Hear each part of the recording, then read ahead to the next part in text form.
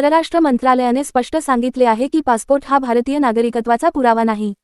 तो फक्त एक प्रवासासाठी वापरला जाणारा अधिकृत दस्तऐवज ट्रॅव्हल डॉक्युमेंट आहे. यानंतर देशभरात यावर मोठी चर्चा सुरू झाली आहे.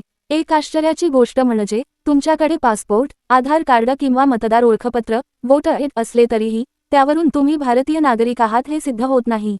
मग नागरिकत्व कसे सिद्ध होणार?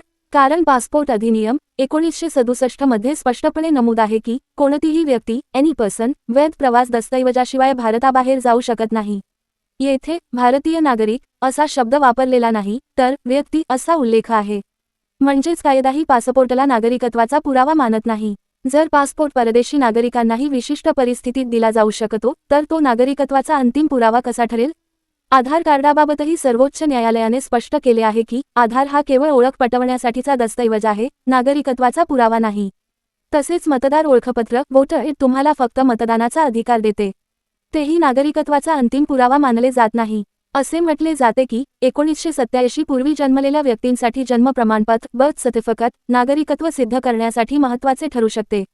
तर 1987 नंतर जन्मलेल्या अनेक प्रकरणांमध्ये आई वडिलांशी संबंधित कागदपत्रांचीही आवश्यकता लागू शकते.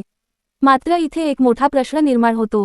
1987 पूर्वी जन्मलेल्या अनेक लोकांकडे जन्म प्रमाणपत्रच नाही, आणि जे अनाथ आहेत किंवा ज्यांच्या आई वडिलांची कागदपत्रे उपलब्ध नाहीत, त्यांनी आपले भारतीय नागरिकत्व कसे सिद्ध करायचे?